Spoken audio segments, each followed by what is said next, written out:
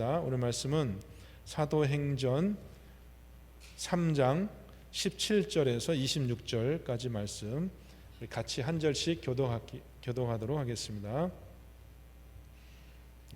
사도행전 3장 17절에서 26절까지 말씀 한 절씩 교독하겠습니다. 형제들아, 너희가 알지 못하여서 그리하였으며 너희 관리들도 그리한 줄 아노라. 그러나 하나님이 모든 선지자의 입을 통하여 자기의 그리스도께서 고난 받으실 일을 미리 알게 하신 것을 이와 같이 이루셨느니라. 그러므로 너희가 회개하고 돌이켜 너희 죄 없이 함을 받으라. 이같이 하면 새롭게 되는 날이 주 앞으로부터 이를 것이요, 또 주께서 너희를 위하여 예정하신 그리스도 곧 예수를 보내신 일이니 하나님이 영원 전부터 거룩한 선지자들의 입을 통하여 말씀하신 바 만물을 회복하실 때까지는 하늘이 마땅히 그를 받아두리라. 모세가 말하여 주 하나님이 너희를 위하여 너희 형제 가운데서 나 같은 선지자 하나를 세울 것이니 너희가 무엇이든지 그의 모든 말을 들을 것이라. 누구든지 그 선지자의 말을 듣지 아니하는 자는 백성 중에서 멸망받으리라 하였고, 또한 사무엘 때부터 이어 말한 모든 선지자를 이때를 가르쳐 말한 것이었느니라. 너희는 선지자들의 자손이요 또 하나님이 너희 조상과 더불어 세우신 언약의 자손이라.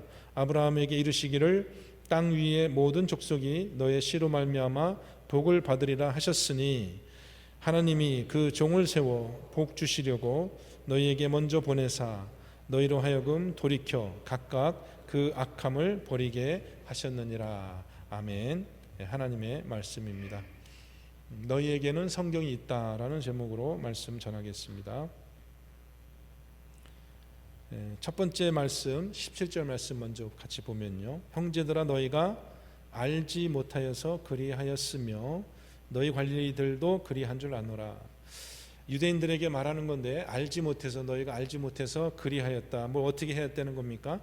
알지 못해서 너희들의 메시아인 예수 그리스도를 십자가에 못 박아 죽인 것이 너희가 마땅히 알아야 될 것을 몰라서 그렇게 했다라고 이야기하고 있습니다.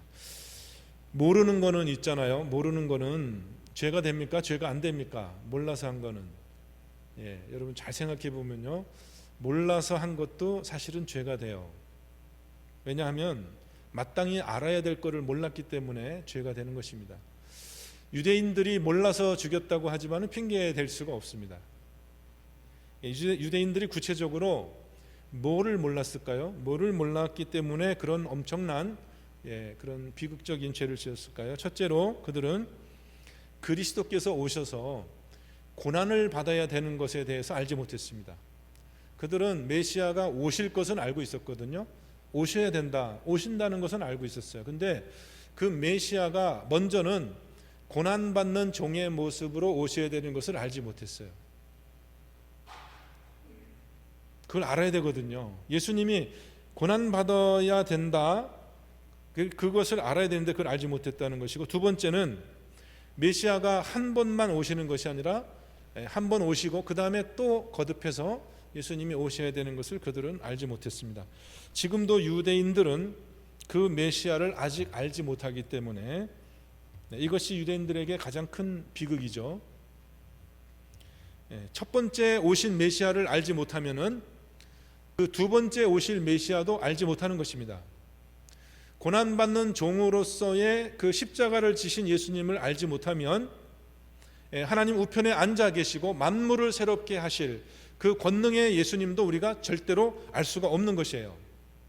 처음 오신 예수님을 바로 알아야지 두 번째 오신 예수님도 우리가 알 수 있다는 것입니다. 저와 여러분은 어떻습니까? 마땅히 알아야 될 이 두 가지 지식이 우리에게 분명하게 있습니까, 여러분? 우리가 십자가에 달리신 예수 그리스도를 알지 못하면 장차 오셔서 그리스도와 주가 되셔서 이 세상을 심판하실 그 예수 그리스도를 우리가 결코 알 수가 없어요. 그분을 반갑게 맞이할 수가 없다는 것입니다. 여러분, 우리 교회는 첫 번째 오신 이 예수님, 다시 오실 그 예수님을 우리가 분명히 우리가 체험적인 지식으로 알아야 되는 것입니다. 여러분, 유대인들도 예수님을 몰라봤거든요. 근데 우리는 어떻게 우리가 우리 민족의 그런 하나님도 아니고 우리 민족의 메시아도 아닌 그런 이방인으로 살았던 우리가 어떻게 유대인도 알아보지 못했던 그 예수님을 우리가 똑바로 알아볼 수 있는가? 어떻게 우리는 처음 오신 그 예수님을 알았다고 할 수 있고 다시 오실 예수님을 우리가 기다리고 있다고 어떻게 우리가 자신할 수 있는가? 이거를 우리가 잘 생각을 해봐야 됩니다. 잘 모르는 것은, 성경에서 모르는 것은 있잖아요, 죄입니다. 자, 그래서 우리가 예수님을 좀 바로 알기 위해서 어떻게 해야 되는가, 오늘 말씀을 통해서 좀 가르침을 받기를 원합니다. 18절 말씀을 보겠습니다. 18절 말씀. 그러나 하나님이 모든 선지자의 입을 통하여 자기의 그리스도께서 고난 받으실 일을 미리 알게 하신 것을. 그렇죠.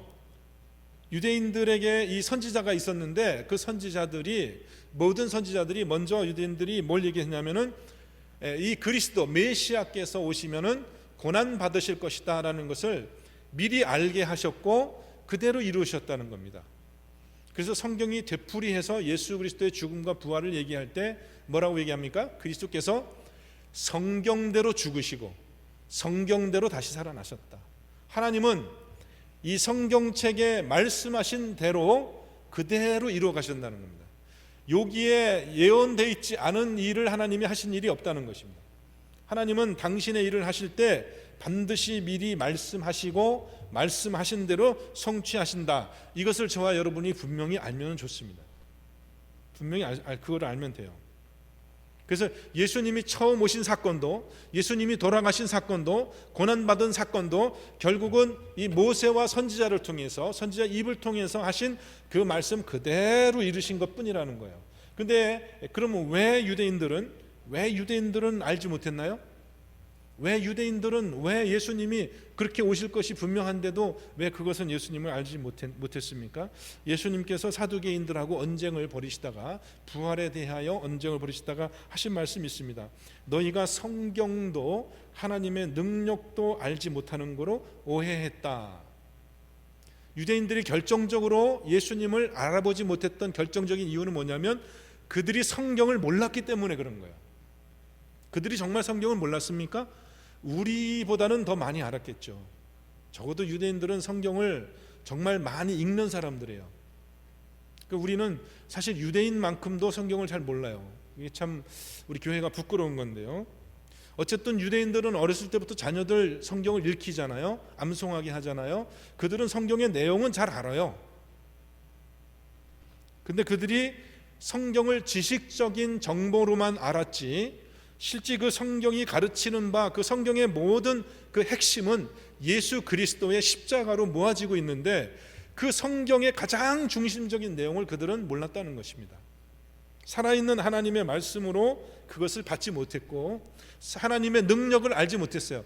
죽은 자를 살리는 그 부활의 능력을 의심했다는 겁니다. 성경을 그렇게 줄줄줄 외는 그 사두개인들과 그 성경학자들이요, 죽은 사람을 다시 살리는 그 하나님의 능력에 대해서는 전혀 그것을 믿지도 않았고 그것을 의심했다는 것입니다. 요즘 우리 교회의 문제는 성경을 읽지 않는다는 것이 문제죠. 근데 성경을 아무리 많이 읽으면 뭐합니까? 그래도 여전히 그 성경에서 일어나고 있는 그 하나님의 능력을 믿지 못하고 그것을 자기 삶에 경험하지 못하고 우리가 살고 있다면요, 우리가 이제 한 달에 암송구절 하나라도 외우기로 지금 우리가 그렇게 제가 이렇게 하자고 좀 여러분에게 권하고 있는데, 여러분 아침에 딱 일어나면은 제일 처음에 머릿속에 성경 구절이 말씀이 여러분 마음속에 딱 떠오르셔야 되는 겁니다. 잘 생각해 보십시오. 왜 유대인들이 왜 성경을 알지 못했을까? 왜 하나님의 능력을 알지 못했을까? 그들은 성경을 줄줄줄줄 외면서도 그 성경의 가장 핵심적인 계시인 예수 그리스도를 전혀 알아보지 못했다는 거죠. 엉뚱하게 성경을 해석했다는 것입니다. 우리 현대 교회의 문제점도 마찬가지입니다. 우리 현대 교회의 가장 큰 문제점을 딱 한 가지만 꼽으라면 뭔 것 같습니까, 여러분? 여러분 혹시 이 미국 목사님 중에 폴 워셔 목사님이라는 분을 아시나요? 예, 폴 워셔 목사님이라고 남침례교 목사님 이제 계신데요. 또 아시는 분은 아실 텐데 그 폴 워셔 목사님이 현대 교회를 향한 10가지 기소 10 indictment against the modern church 이렇게 되어 있는데요.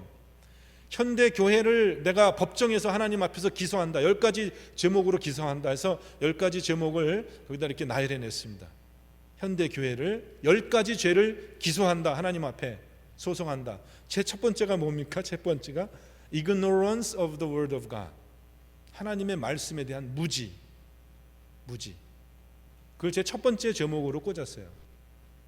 여러분 현대 교회의 현대 신앙인의 저와 여러분의 가장 큰 문제점이 뭔지 아십니까? 우리가 성경을 모른다는 거예요. 하나님의 말씀을 모른다는 거예요. 여러분 동의하셔요? 여러분? 성경에 대해서 관심이 없습니다. 무지합니다. 그래서 여러분 19절 말씀 한번 보겠습니다. 그러므로 너희가 회개하고 돌이켜 너희 죄 없이 함을 받으라. 회개하라고 그러죠? 회개하라고. 그죠? 19절 말씀. 너희가 회개하고 돌이켜서 너희 죄 없이 함을 받으라. 근데 문제는 우리가 회개를 어떻게 하는 건지를 모른다는 거예요. 우리가 회개를 해야 되는데 회개를 어떻게 하는 건지 모릅니다. 여러분 어떻게 회개해야 됩니까? 우리가? 여러분 회개라는 것은요 우리가 지금 하던 대로 하지 않고 그것을 변화시키는 거거든요. 예. 그러니까 회개라는 것은 어디로부터 돌이킨다 그리고 어디로 향한다라는 방향성이 있습니다. 방향이 있습니다. 회개는 방향이 있는 거예요. 무엇으로부터 돌이키는 것인가? 돌이킨다 그랬잖아요. 그죠? 돌이킨다라는 건 말을 우리가 정확하게 알려면 도대체 무엇으로부터 방향을 바꾼다. 어디로 가고 있었던 거냐? 방향을 어디로 바꾸는 거냐? 이것을 우리가 알아야지, 정확히 알아야지 그것이 회개거든요. 근데 그 회개를 우리가 알려면은 성경을 알아야 되겠죠. 그죠? 성경을 알아야지 내가 어디로부터 돌이키고 어디로 가야 되는 방향을 어디로 가야 되는 건지를 우리가 어떻게 아냐 말이죠. 성경을 알아야 된다는 겁니다. 성경. 오늘 말씀의 문맥을 자세히 보면 베드로의 두 번째 설교인데요. 신약 교회에서 있었던 베드로의 두 번째 설교인데 오늘 베드로의 설교를 듣고 몇 사람이 회개하는지 아십니까, 여러분? 몇 사람이 회개하는지 아세요? 이 두 번째 베드로 설교를 듣고 왜 다들 모른 척 하세요? 다 아시면서 5,000명이요. 5,000명이 회개를 해요. 이 베드로의 오늘 설교를 듣고 5,000명이 회개를 합니다. 제가 베드로의 설교를 대신 여러분에게 전하고 있는데 오늘 여러분이 듣고 이 안에 있는 여러분 모두 다 회개하시기를 주님의 이름으로 축원드립니다. 제가 회개하는 방법을 오늘 말씀 속에서 찾은 거예요. 무엇으로부터 돌이키는 것인가? 어디로 향해 갖는 것인가? 성경을 통해서 알기로는요, 성경에 나타난 모든 회개를 보면은 전부 다 무엇으로부터 돌이키는 겁니까? 물론 죄로부터 돌이키는 거죠. 근데 어디로 돌이키는 것입니까? 성경으로 돌이키는 것입니다. 성경으로. 회개의 본질적인 내용은 뭐냐면은 성경으로 우리의 관심과 우리의 삶과 우리의 생각이 바뀌어지는 것이 있잖아요. 그게 회개예요. 여러분 가만히 구약 성경부터 보십시오. 이스라엘 사람들이 하나님으로부터 멀어졌다라는 것은 뭘 보고 알 수 있냐면 그들이 하나님의 말씀을 지키지 않은 거죠. 하나님의 말씀을 떠난 거예요. 그것이 그들의 문제점이었어요. 그리고 부흥이 있을 때마다, 회개 운동이 있을 때마다 그들은 항상 어디로 돌이켰습니까? 항상 하나님의 말씀으로 돌이켰어요. 율법책을 다시 가져와라. 책을 읽어보자. 여기 하나님이 뭐라고 써져 있는지 다시 읽어보자. 읽어보니까 어때요? 와, 이런 말이 있었네. 근데 우리 조상님들은 왜 이거를 안 지켰지? 우리 아버지, 우리 할아버지들은 왜 이 말씀을 안 듣고 왜 안 지켜서 우리에게 이런 재앙이 있게 했지? 야, 우리는 우리 아버지처럼, 우리 조상들처럼 살면 안 되겠다. 우리 이 말씀으로 돌이켜야 되겠다. 다시 율법에 있는 대로 우리는 그렇게 하나님의 절기를 다시 회복하고 이 성전에서 다시 하나님께 온전한 제사가 드려져야 되겠다라고 모든 부흥 운동과 회개 운동의 가장 중심에는 그 방향성은 항상 말씀으로 돌이키자는 거예요. 아시죠, 여러분? 500년 전에 있었던 종교개혁도 마찬가지입니다, 여러분. 구약시대만 그런 일이 있었던 것이 아니라 신약시대에도 항상 부흥이라는 그런 하나님의 사건이 일어나면은 모든 사람들이 다 어떻게 방향을 어디로 잡아요? 다 성경으로 잡는 거예요, 성경으로. 그 여러분이 회개했다라는 증거는 뭐냐면은 여러분이 성경으로 돌이키시면 여러분이 회개한 겁니다. 이 자리에 앉아 계신 여러분들이 다 저는 회개를 하다 말면 안 되고 회개를 완성한 그런 온전한 회개가 있으시기를 주님의 이름으로 간절히 바라는 것입니다. 우리가 회개한다는 것은 뭐냐? 성경으로 돌이킨다는 거예요. 성경으로. 계속해서 지금 베드로 사도가 얘기하는 게 뭐냐면은 성경으로 돌이키자는 거야. 야, 너희가 회개하고 돌이켜서 죄 없이 함을 받으라. 이같이 하면 새롭게 나는 일이 있을 것이다. 성경으로 돌이키자. 성경으로 돌이키자. 자, 여러분이 성경으로 돌이킨 회개한 사람입니까? 여러분이 성경으로 돌이키셨어요? 여러분 성경으로 돌이키셨어요, 여러분이? 여러분, 우리는 회개한다 그러면 뭐 이렇게 내 죄를 회개했다, 그것만 지금까지 생각했잖아요, 그죠? 내 죄를 회개했다. 나는 뭐 죄를 어떻게 회개했는데요? 어떻게 된 게 죄가 회개가 된 건데요? 우리의 생각과 마음이 완전히 바뀌어지지 않으면 이 회개는 절대로 성공할 수가 없습니다, 여러분. 우리 마음 속에요, 우리가 마음을 죄를 안 진다고 회개가 된 게 아니에요. 죄를 안 졌다가도 가만히 있으면 또 죄가 들어와서 또 죄를 짓게 되거든요. 여러분, 그 귀신을 쫓아내면은 여기 그냥 빈집으로 이게 남아있는 게 아니라 더 악한 마귀가 찾아온다고 그랬죠. 그러니까 어떻게 해야 된다고요? 성령으로 채워야죠, 그죠? 성령이 들어와서 살아야지 악한 마귀가 더 안 들어오는 것처럼 우리가 죄를 안 진다고 뭐 가만히 있으면 죄를 안 지게 되는 것이 아니라 여기에 하나님의 말씀의 영이 충만하게 채워져야지 비로소 그것이 회개가 된다는 거죠.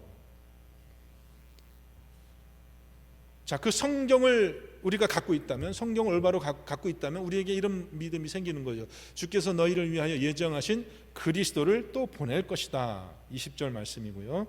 21절 말씀 보겠습니다.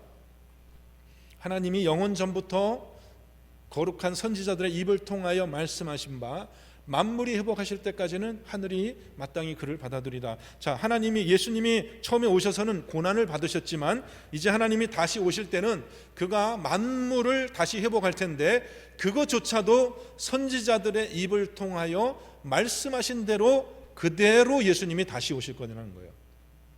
말씀이 우리 속에 들어와 있으면 우리는 처음 오신 그 예수님을 알게 되고 다시 오실 그 예수님을 우리가 알게 됩니다.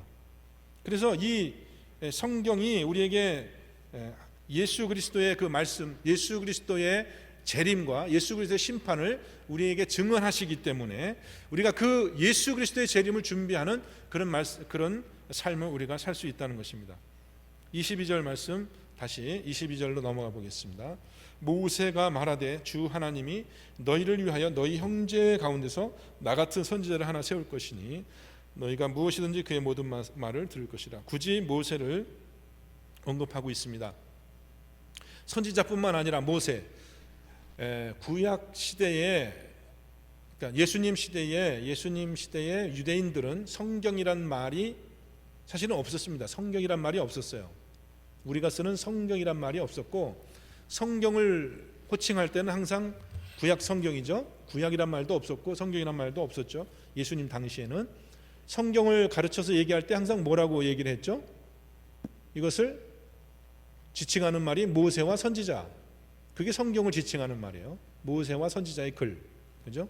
모세의 글은 모세오경을 얘기하는 거고 선지자의 글은 그 뒤에 나온 선지자들의 글을 지칭하는 말이에요.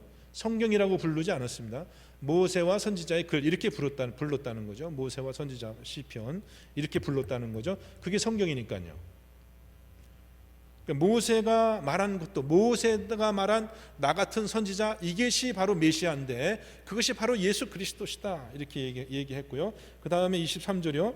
누구든지 그의 선지자의 말을 듣지 않는 자는 백성 중에서 멸망받으리라 하였고, 24절 또한 사무엘 때부터 이를 말한 모든 선지자도 이때를 가르쳐 말한 것이다. 모세를 얘기하고 선지자를 얘기했다는 얘기는 뭐냐면 구약 성경 전체가 다 이때를 얘기하고 있었고, 구약 성경 전체가 다 바로 이 사람, 너희들이 십자가에 죽인 예수, 이 그리스도에 대한 예언의 말씀이다라고 아예 구약 성경을 통째로 예수님을 중심으로 새로 해석을 하는 것입니다. 초림과 재림, 성경은 처음부터 끝까지 그리스도에 대한 계시의 말씀이기 때문에, 예수 그리스도가 성경의 중심 인물이기 때문에 예수 그리스도를 빼고 나면 성경이라는 것이 전혀 해석이 되지 않는다는 것입니다. 그러면서 하시는 말씀이 너희는 선지자의 자손이요, 너희는 선지자의 자손이요, 너희는 모세의 자손이고 너희는 선지자의 자손이요, 너희 조상과 더불어 세우신 언약의 자손이다. 여러분, 이것을 너희는 선지자의 자손이다, 이것을 여러분 우리가 신약 성경으로 해석해 보면 어떻게 표현하면 되겠습니까? 우리 신약 교회의 말로 번역을 해보면 어떻게 되겠어요? 너희는 선지자의 자손 아니야? 너희들에게는 선지자가 있잖아. 너희들에게는 선지자들이 말한 모든 예언과 그 선지자의 글과 모든 언약이 너희에게 있잖아. 너희는 선지자의 자손이야. 구약 시대에 이스라엘 백성들에게는 선지자들이 있었습니다. 신약 시대 우리 교회에는 뭐가 있습니까? 우리에게는 뭐가 있어요, 여러분? 우리도 선지자가 있나요? 우리에게는 뭐가 있습니까? 우리에게는 뭐가 있어요, 여러분? 유대인들에게는 선지자가 있어요. 우리들에게는 뭐가 있어요? 우리는 성경이 있다는 거죠. 우리에게는 성경이 있어요. 우리는 선지자는 없어도 돼요, 사실. 우리에게는 성경이 있습니다. 베드로가 하는 얘기, 너희들에게 선지자가 있잖아. 너희들은 선지자의 자손이잖아. 너희들에게 하나님의 말씀이 있잖아. 말씀으로 돌이켜 회개해. 그러면 너희들에게 만물을 새롭게 하시는 이 그리스도가 새롭게 보이는 그 날이 올 거야. 저와 여러분에게는 성경이 있다는 거죠. 성경. 우리들에게는 성경이 있습니다. 성경이 없이 우리는 그리스도를 알 수가 없습니다. 처음 와서 고난당한 그 그리스도도 우리가 알 수가 없고, 성경이 없다면은 다시 오실 그 그리스도에 대한 어떠한 믿음과 어떠한 지식도 우리는 참된 지식을 얻을 수가 없습니다. 회개는 어떻게 하는 것이냐? 성경으로 돌이키는 것입니다. 제가 말씀을 준비하면서 곰곰이 생각해 봤습니다. 우리 교회의 가장 큰 문제점이 무엇인가? 어떻게 하면 우리 교회가 다시 살아날 수 있는가? 한번 생각을 해보시죠. 아무리 생각을 해도 다른 방법이 없어요. 여러분도 한번 생각해 보시죠. 어떻게 하면 우리 교회가 다시 온전한 모습으로 회복되고, 어떻게 하면 우리 교회가 열정적으로 그리스도를 증거하며 그분의 다시 오실 그 날을 바라보는 그러한 온전한 모습으로 우리 교회가 다시 설 것인가? 어떻게 하면 우리 교회에 다시 영적인 그런 부흥이 있을 것인가? 잘 한번 여러분 집에 가서 고민해 보십시오. 방법이 뭐가 있나? 아무리 생각을 해봐도 성경 외에는 다른 방법이 없습니다. 아무리 생각을 해봐도 성경 외에는 다른 방법이 없습니다. 성경으로 돌아가는 것이 유일한 방법이에요. 역사를 연구해봐도 그렇습니다. 성경을 연구해봐도 그렇습니다. 나의 삶을, 내가 경험한 삶을 봐도 그렇습니다. 성경을 알고 나서 비로소 나의 모든 것이 변했어요. 내 눈이 다 바뀌어요. 관점이 다 바뀌고요. 성경을 알고 나서요. 제가 지난 석 달 동안에 저희 교회 부임해서 이제 한 석 달쯤 됐습니다. 석 달이 거의 돼 가는데요. 지난 석 달 동안에 제가 딱 성경 구절 3절을 제가 설교했습니다. 아시죠, 여러분? 제가 여러 구절 이렇게 여러 본문에 대해서 설교한 것 같아도 사실 알고 보면 그것이 다 세 구절에 대한 거예요. 그리고 제가 그 세 구절을 여러분께 외우라고 그랬잖아요. 그죠? 여러분 이제 지난 주일날 우리가 이렇게 실습도 해봤지만은 이렇게 손 들고 하시진 않았지만은 상당히 많은 분들이 다 외우고 계신 줄 알아요. 여러분 중에도 많은 분들이 다 외우고 계신 줄 저는 압니다. 제가 모르지 않습니다. 다 외우셨죠? 이따 제가 나가기 전에 문간에서 제가 다 테스트 할 테니까 못 외우시면 오늘 못 나가는 거예요. 근데 여러분, 제가 이게 말씀을 외우라고 한 것은 앵무새처럼 무슨 뭐 이렇게 앵무새처럼 그거를 외워서 뭐 그렇게 해가지고 성경을 많이 아는 무슨 그 지식을 쌓으라고 외우라고 한 건 전혀 아니고요.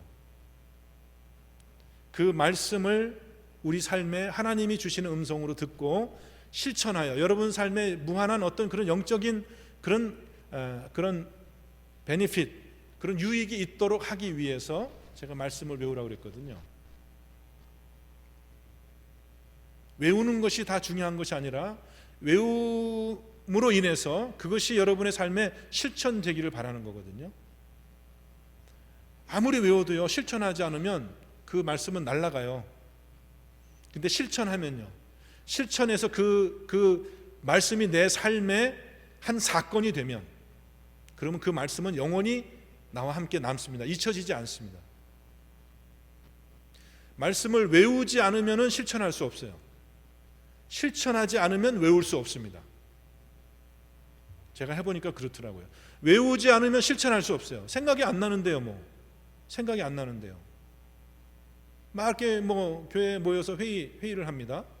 막 회의를 하는데 말씀이 생각이 안 나면은 뭐 회의를 어떻게 하겠습니까? 자기 생각대로, 자기 경험대로 다 그냥 의견을 내고 얘기할 수밖에 없어요.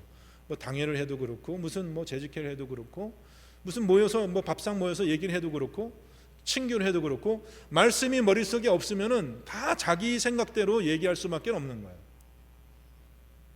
근데 회의하다가도 말씀이 딱 떠오르면요, 아, 말씀이 이렇게 얘기를 했구나.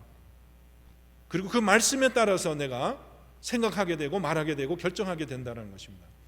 말씀이 우리 속에 남아있지 않으면 실천이 안 돼서, 그래서 제가 말씀을 외우자 이렇게 얘기를 하는 겁니다.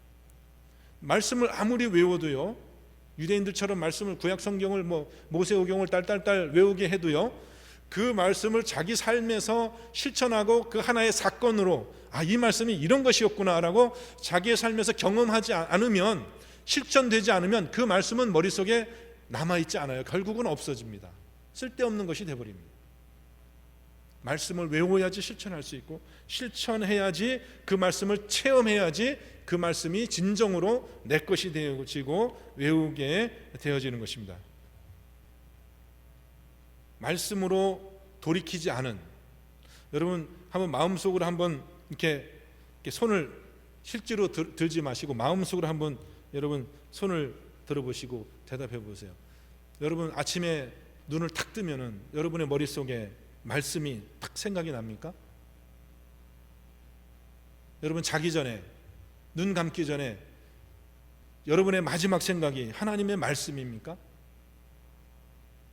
여러분, 제가 여러분에게 말씀 3절 외우라고 했는데 그 3절을 아침에도 외우고 밥 먹을 때도 외우고 자기 전에도 외우고, 하여튼 그 말씀을 붙잡으려고 여러분이 그렇게 노력을 하셨어요? 말씀 외우는 것이 너무 재밌고, 아, 내가 이거 외워야 되는데 하고 막 여러분이 그렇게 좀 노력을 하셨나요? 대답을 해보시라고요. 마음속으로요. 마음속으로. 말씀이 절박하고, 근데 우리 마음이 그렇게 고난이 있을 때는요, 양 장로님 이제 지난 주일에 말씀 외웠잖아요. 아무것도 염려하지 말고 오직 모든 일에 기도와 간구로 너희 구할 것을 감사함으로 하나님께 아뢰라. 그리하면 모든 지각에 뛰어나신 하나님 평강이 그리스도 예수 안에서 너희 마음과 생각을 지키시리라. 아무 때나 꾹 찔러도 튀어나와요. 왜 그런지 아세요? 이 기도를 생생하게 내 삶에서 체험했기 때문에 그래요. 여러분이 외우는 말씀이 있죠? 양장님도 제가 모르긴 몰라도 물어보진 않았지만은 그 말씀을 외우실 때는 그 말씀이 언젠가 어디선가 장로님의 삶 속에 하나의 사건이 되었기 때문에 잊혀질 수가 없는 거예요. 사건이 되었기 때문에. 말씀 때문에 창피를 당했다든지 아니면 그 말씀 때문에 정말 그 근심과 걱정을 이긴 체험이 있다든지, 뭔가 그 말씀이 장로님의 삶 속에 이루어진 사건이 있기 때문에 그 말씀을 잊지 않고 기억하고 암송하고 있는 것입니다. 여러분, 무슨 말이냐? 아침에 눈을 뜨고 또 밤에 눈을 감고 밥을 먹을 때 우리의 마음속에 이 말씀이 절박하게 우리의 마음속에 정말 생각나여지고 그게 이게 익혀지고 이어지는 것이 아니라, 나의 지금 삶을 지탱하는 그 말씀의 능력이 내 영적인 싸움을 내가 이기기 위해서 이 말씀이 없으면 나는 죽는다라는 절박한 마음으로 이 말씀을 붙들고 이 말씀 한 절을 외우기 위해서 내가 지금 싸우고 있지 않다면, 여러분 지금 삶을 장난처럼 살고 있는 거예요. 아세요, 여러분? 여러분 회개하지 않은 거예요. 아직 여러분 말씀으로 돌이키지 않은 거예요. 내 삶의 말씀이 그렇게 절박하게 느껴지고 이거를 정말 내가 외우지 못해서 먹지 못해서 안다라는 그러한 절박함이 내 마음에 없고, 어떻게 하든지 내 눈만 뜨면은 내 이 말씀을 내 마음속에 머무르기 위해서 그렇게 내가 애쓰는 것이 아니라, 뭐 그냥 이 세상에 헛없지 않은 그런 뉴스거리들이나 입에 오르락 내리락 하고 내 생각이 그렇게 벗어나 있다면은 우리는 하나님의 말씀으로 아직 돌이켜지지 않은 것입니다. 말씀이 우리 삶에서 줄줄이 사건으로, 아침에 눈을 뜨면서 눈을 감을 때까지 말씀이 우리 삶에서 줄줄이 사건으로 발생하고 이루어지고, 그렇게 하나님의 말씀을 체험하며 살 때 여러분에게 십자가가 완성되는 것이고 예수님의 재림이 실제적인 사건이 되는 것입니다. 여러분, 아무리 생각해도 우리가 이 말씀으로 돌이키는 것 외에는 우리 교회와 우리 신앙에 절대 아무런 소망이 없습니다. 여러분, 회개하세요. 회개하세요. 말씀으로 돌이키세요. 여러분, 한 달에 한 절 외우는 것이 여러분에게 짐이 됩니까? 한 달에 밥 한 끼 먹고 사실 수 있어요. 여러분, 그것이 짐이라면 한 달 동안 한번 밥 한 끼만 먹고 한번 살아보세요. 하나님의 말씀 한 절이 여러분에게 정말 한 달의 양식으로 충분하죠. 하나님의 말씀이니까. 저는 사실 한 달에 한 절 외우는 것도 쉽지 않다고 생각을 합니다. 그 말씀대로 살려면 너무 힘든 거예요. 어려운 거예요. 그 말씀대로 사는 게 힘든 거예요. 은도 내 것이요 금도 내 것이니라. 여호와의 만군의 여호와의 말씀이니라. 내가 이 성전의 나중 영광을 이전 영광보다 크게 하리라. 만군의 여호와의 말씀이니라. 내가 너에게 평강을 주리라. 만군의 여호와의 말씀이니라. 이 말씀이 여러분의 삶에 사건이 되게 하기 위해서 한 달을 그 외우면서 살려는 거예요. 제가 한 달에 하나씩만 주는 이유는 그겁니다. 한 달 동안 그 말씀을 붙들고 그 말씀이 여러분의 삶 속에 사건이 되게 하라고요. 정말 하나님의 약속처럼 금도 내 것이요 은도 내 것이요, 정말 여러분의 삶에 공급하시는 그 하나님을 여러분 맛보시면서 그 말씀 가지고 사시라는 겁니다.